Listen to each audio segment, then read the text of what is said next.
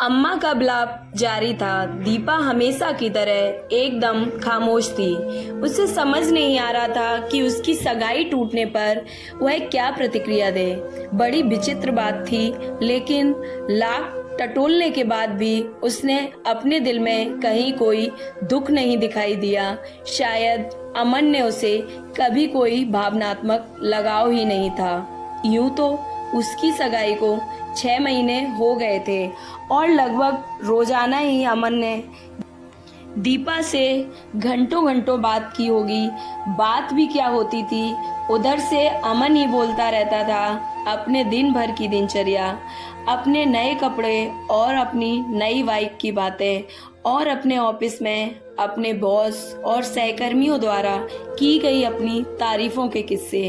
अमन को दूसरों के मुंह से अपनी तारीफ सुनना बड़ा पसंद था, लेकिन दीपा ठहरी हमेशा की तरह बस हूँ हाँ अच्छा कहने वाली। कभी कभार वह अपनी कोई बात कहना भी चाहती थी तो अमन बीच में ही बात काट देता और अपनी बात शुरू कर देता और दीपा बस सुनती ही रहती। जल्दी ही अमन उकता गया और उसने अपनी माँ से कहलवा भेजा कि उसे एक जीती जागती पत्नी चाहिए, ना कि कोई गूंगी बहरी गुड़िया। दीपा की बचपन की दोस्त गुनगुन खबर मिलते ही चली आई।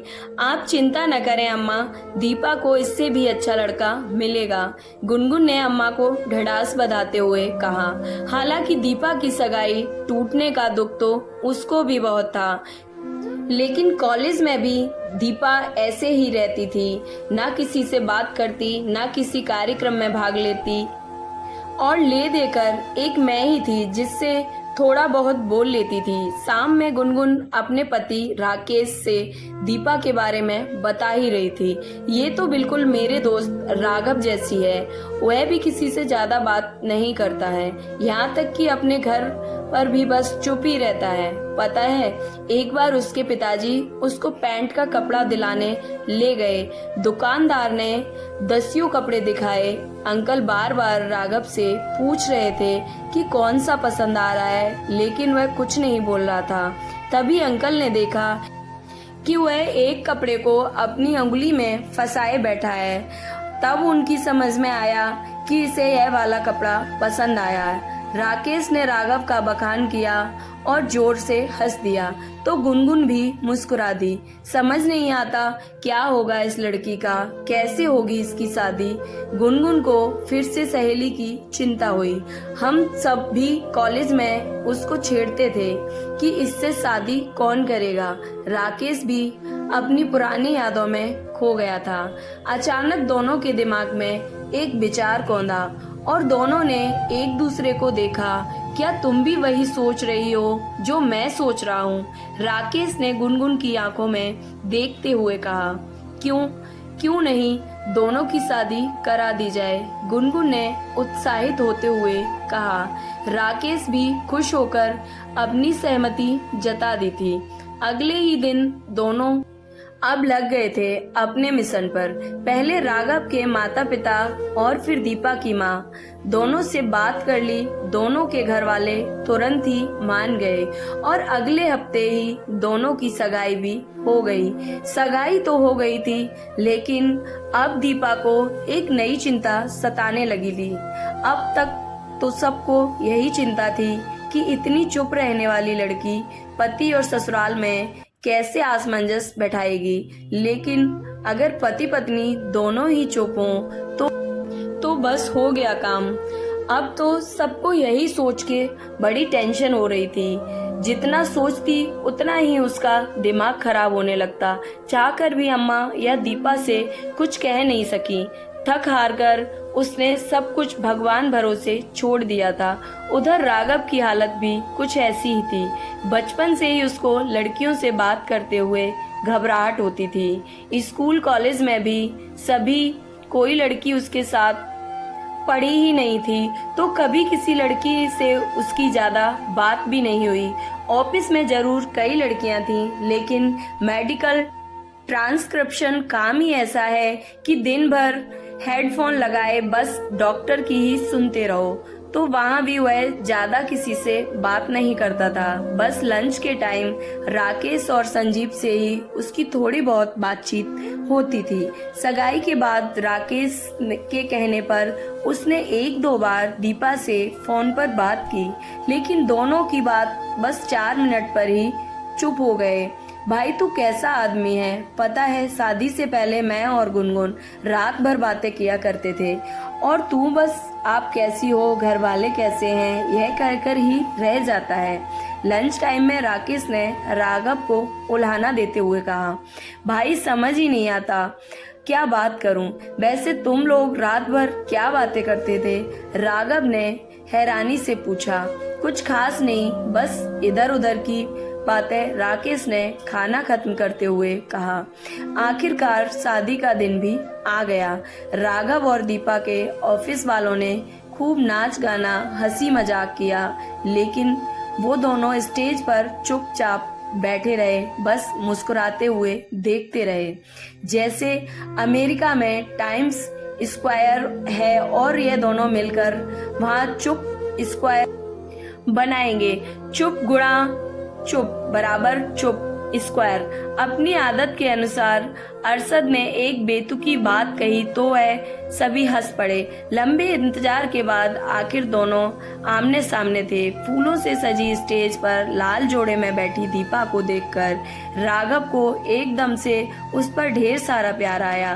दिल में आया कि उसकी सुंदरता पर कविता लिख डाले, लेकिन सारे शब्द जैसे होठों पर आकर ही रुक गए थे।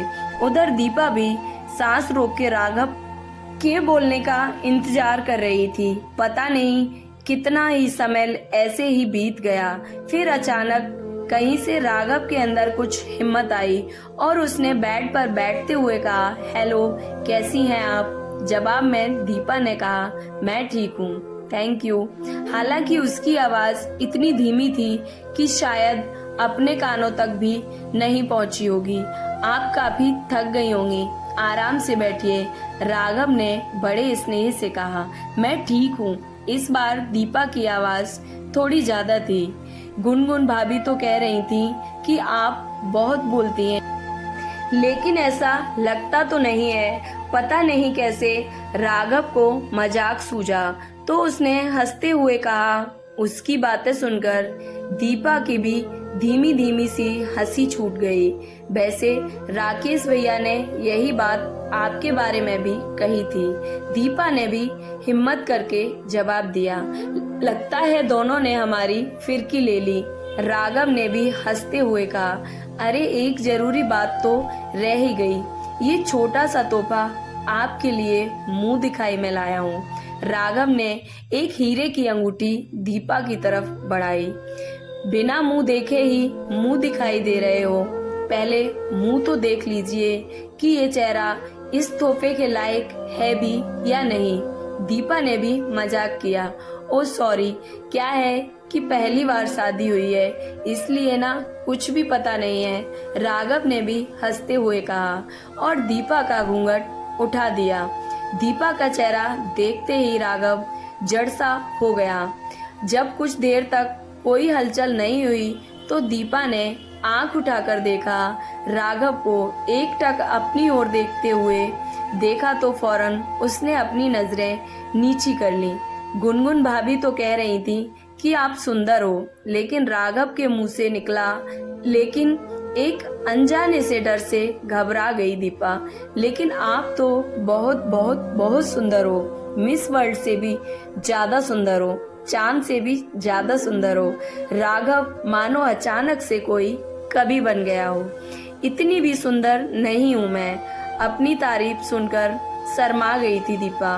पता है मेरे दोस्त क्या कहते हैं? और फिर घंटों तक दोनों पति पत्नी की बातें होती रहीं, एक दूसरे के बारे में जानते रहे, सुंदर भविष्य के सपने बुनते रहे। ऐसा लग रहा था जैसे उनकी बातें कभी खत्म ही नहीं होंगी। लोग बातों बातों में ही पता ही नहीं चला कि कब सुबह हो गई। एक दिन का उजाला जब खिड़की के रास्ते से अंदर आया तो राघव ने दीपा का हाथ अपने हाथों में लेते हुए कहा, वैसे मुझे ज्यादा बोलना तो नहीं आता, फिर भी बस इतना ही कहना चाहूँगा कि आपको पाकर मैं धन्य हो गया। राघव ने दीपा को बाहों में लेते हुए कहा। मुझ पर भी ईश्वर की विशेष कृपा है, दीपा ने आंखें बंद करते हुए कहा।